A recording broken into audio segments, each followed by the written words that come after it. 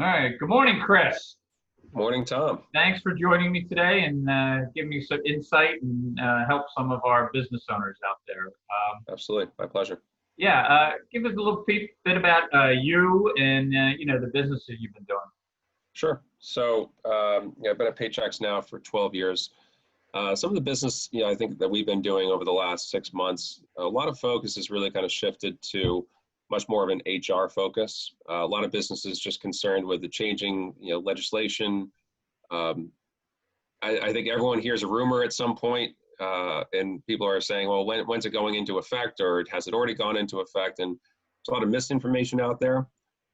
So I think the focus that we've really been, placing, I would say, beginning of the pandemic, was really focused on making sure folks are up to date with legislation, helping them navigate some of the changing landscape of what return to work looks like, or remote work certainly looks like. As we shifted away from the early stages of the pandemic and got into a stage of, I think a few more folks are now, sadly, maybe a little bit more comfortable with current life.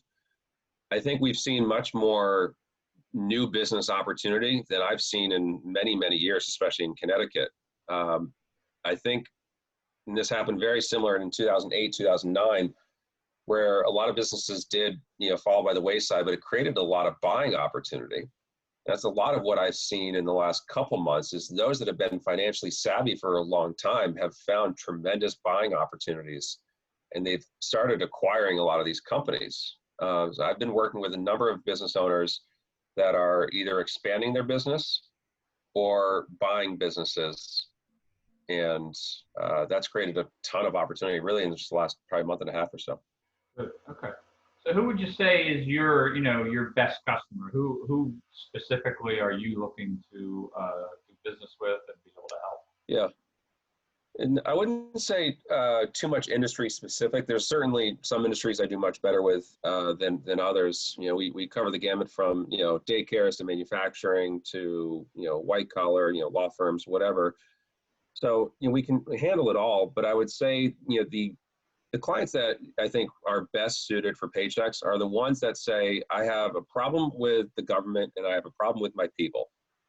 And I don't want to deal with either of them. I just want to build my widgets and I don't want anything to get in my way. Well, that's where we come in, is to develop the policies, develop the procedures to help manage their employees, bring employees effectively into the workplace, develop career plans and opportunities for growth so that employees aren't leaving organizations, but they're staying within organizations, right? So it's all about proper onboarding, career development, and if it is separation, ultimately, it's proper separation of that employee. Okay. Yeah, it makes a lot of sense because it's a lot of confusion out there. I mean, what's been the biggest impact that you've seen that, the COVID-19 has hit your business as well as, your clients' business? What are you seeing out there? Yeah, the biggest impact certainly was beginning of the pandemic. Everyone just went into, stalemate. Just no one wanted to move. Too much uncertainty, not enough answers. Government was slow to, finalize legislation, and certainly how does that information get out to the public? So, early on, it was just the chaos of it all. People were just, I think, scared. Didn't want to do, any additional, outlaying of cash. It was, hey, let's kind of watch our expenditures for the time being. That's loosened up considerably, rather quickly over the last 3 months or so. I would say since May, which has been refreshing. Right. Okay. I mean, it's what have you seen what have you been able to do to make a difference, with the COVID-19 and how businesses I always call it survive, thrive, and now it's time to grow. Is there anything that you've been able to do differently that's made a change, or actually, what your clients have been doing that you've seen work? Yeah, I mean, your word track is spot on. I mean, you can't just live in a state of fear and not continue to focus on growing your business. So my mindset is instead of, and I'll confess, I would say even in March and April, to being very pessimistic and scared, like, you know, most Americans I think were in that time frame. You know, with May, it was just, hey, this is not going away for any foreseeable future, right? Period of time here. So we gotta just keep going, you know. And I think you've seen that just, you know, in our personal lives, people have gotten out and about, and sure they wear the masks or even gloves or whatever, but you know, you're walking past someone on the sidewalk, maybe you have a little bit more distance now from someone else, but we've kind of gone on with our lives. And I think that's just, that same thing has happened in the course of the employment area, where businesses have said, hey, we got to keep going. You know, we got to keep building our widgets. We got to keep helping our clients, you know, if it's a law practice or an accounting firm or whatever, we got to keep going. So how do we adapt, right? To your point, how do we not just survive and now thrive? Well, hey, the world's changed probably for a long, long time to come. Yeah. Right. So what we focused on is, again, how do you kind of shift the environment, assuming you still have a brick and mortar environment, to what does the workforce look like now, right? How do you implement work from home strategies, right? And how do you get employees to actually say, yep, I agree, I will punch in from home, right? I will agree to do the work. My favorite quote of during all this pandemic was a little off topic, I'm sorry, but it was something I saw on LinkedIn, made up story. It looked like of a sales manager goes to an HR director and says, I'm concerned my employees aren't working during the pandemic because they're all home and I can't see them. And the HR director says, is the work getting done? And the sales manager says, yes. And the HR director says, that's how you manage performance right now. Yeah. Right. So I really have seen the shift of most businesses, if not all that I've really talked to, say, you know what, this is life today. And you know what, we're going to be okay. We're going to get through it. Yeah, we got to make some adaptations to the workplace, but we're going to live. And we've stepped in a lot of cases and helped kind of adapt to those changes. Yeah, and that's what I was wondering. I mean, you as this become more of you can help businesses more now because of that, because people are working out of home, or is that something that that you've had? It's a kind of a pivot switch on you, is Yeah, to help them in that area versus savings and that type of thing. sure. We had a number of clients come that were using some of our human resources and compliance services. That we're not using it anymore. And then beginning of the pandemic, I got a number of phone calls saying, remember that service we had? We turned that back on because people were scared. Yeah. Right. But ultimately concerned about protecting the business. Yeah. Right. Survival of the business means you got to protect the business. Yeah. Right. Just like your own human bodies, you got to protect yourselves. Right. So how does a business protect themselves? Well, the last thing you want is for government or your employees to get in the way of you continuing the business. So Paychex steps in and says, hey, with regards to the government and just the payroll tax filing side, we got you covered, right? But then there's this slew of other employment law legislation that's going to be continuously changing, especially in 2020. So how do you stay on top of that? How do you make sure that your employees are adapting to those changes? And how are you getting employees to say, yep, I agree, checkbox. Yeah. Right. Or, yeah, I agree, John Hancock, sign. Mm-hmm. Right. So that's really where we start focusing on the protection of the business. Right. To really if we can altogether, eliminate any exposure from a litigation standpoint. Gotcha. Yeah. So, yeah. I mean, what have you seen, like any pivots you had to make? Like for me personally, it's kind of like, I got into certain clients and I kind of got busy and I stopped being as visual, not networking as much. And then this has actually, quadruple. I think the term we used at Action Coach is quadruple your marketing that's working. And it's funny because doing these type of interviews and being out on posting the videos, and I've known you for a long time and you are a great networker. Have you pivoted how you are out there now? I mean, as far as networking, any advice you give to people on how to network better now? I mean, or get back to where you were? I mean, I'm kind of using these motives and I love it. I think this is a great way for me. So this was a great pivot. It was a good change for me.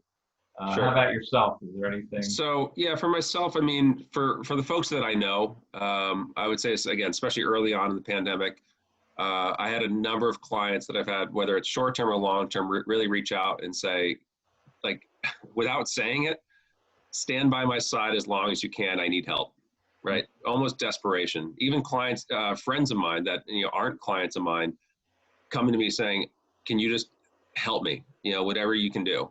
And I can only do so much, right? But it was just most of it was legislation based, right? What do I do? There's a lot of information and news about tax credits, and I want to make sure I'm just getting everything. What do I do? And when it's so early on, the president will sign something. That doesn't mean it's law tomorrow, right? The IRS then has to take the time to say, okay, we have to now build this out. It's going to take some time. Credit to the IRS, they moved faster than I've ever seen when it came Yeah, to some of these things. you're absolutely right. It was insane. As far as pivoting overall, it was a lot of just, I would say, a little bit more client focus.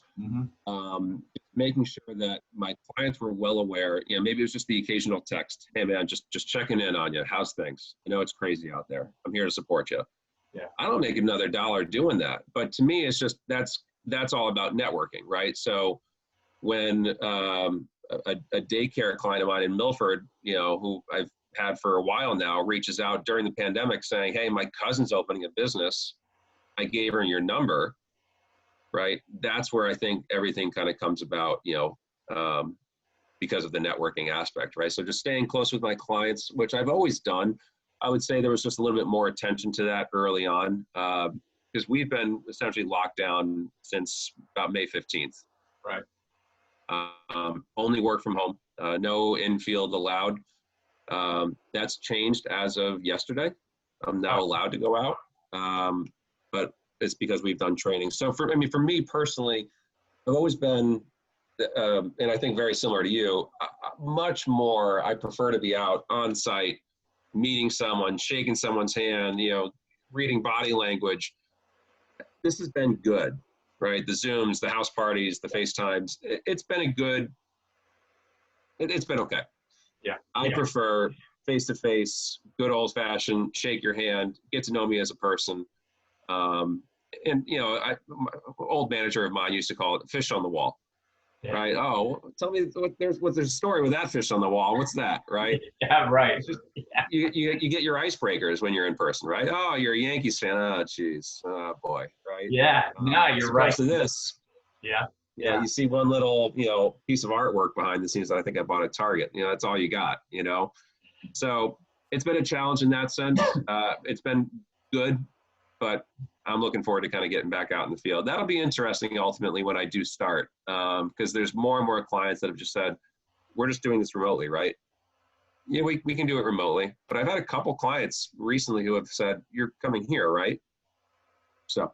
Yeah, no, that's a great point. To your point, that I next to my office back in corporate, the VP of purchasing was next to me, and I always talk with him, and he used to crack me up. He had all these pictures of golf on the wall. I said, "Christ, well, you got so much on?" He goes, "I want to make sure everybody, any supplier comes here knows I play golf." For all you sales people out there, there's a reason. You're taking me to the country club. You want my business. To your point, Chris, there's a reason there's pictures hanging there. Absolutely. You can answer this or not. Any mistakes or things that you did that just worked that you really never expected to work in the last, mistakes I'm kind of asking everybody this. A mistake you learned from, or, I found a couple things. I stumbled on something at work. I never would have thought, and something maybe I pushed off. Any example of that? I can tell you, having looked back at the last 5-6 months or so, I don't live my life based on regrets. But if I look back and really kind of pinpointed a couple mistakes, I would say it was my own paralysis, honestly, and fear that kept me from truly doing what I need to keep doing in order to sell. I forget the sales author, I think Mike Weinberg. I forget. Mike Weinberg. Okay. I believe it was him that said, for sales professionals out there today, you make no apology for continuing to do your job. Yeah. Right. The world still needs services, right? And there's always going to be a need for sales folks. In March and April, I would say my outbound activity virtually stopped. Yeah. In my head, I told myself, no one wants to hear from me right now. Yeah. Yeah. No, I think that's just not true. Yeah. Someone out there was waiting for me to call, Yeah. right? Yeah. Someone wanted that level of attention that I provide to my clients, right? And said, man, if I just had someone I could reach out to or text or just bounce something off, I can't get in touch with my person at ABC payroll company. Man, it'd be really nice to have someone here. Well, whatever, payroll works, who cares? So I kind of got in my own way in that sense. As far as, mistakes that, or, things that maybe I tried differently and they worked. I can't honestly think of anything today. Again, a little limited in my. Yeah, your point about getting back to the basics and doing the same little things. The message has changed. Yeah. You're not like, hey, we got this sale, 2 for 3, 3 for $5. You're not at that sale. Right. It was more empathetic. But to your point, I think I went through the same thing. And Brad Sugars, he just jumped on, gave us more and more material and mixed our material, so which really helped get me through that frame of mind, because I think I was there with you. Yeah. And I think, his point was, you're going to have to sell your way out of this at some point. Everybody's got, so, yeah. So if it does happen again, if this second wave occurs, which I personally don't foresee, I hope I'm right. Mm-hmm. I won't personally be making the same mistake again. Yeah. It might be harder to continue to sell, but someone out there's, my mindset in sales is someone out there is doing it and doing better than me. Right. Yeah. And so, you're providing a great service. I think that's always, for sure. That's always the thing. So, in following up, that's great information, Chris. How would people be able to contact you? If they Sure. want some information. I know you have so much information to provide. So. Yeah. Best way is my cell, 203-722-4170.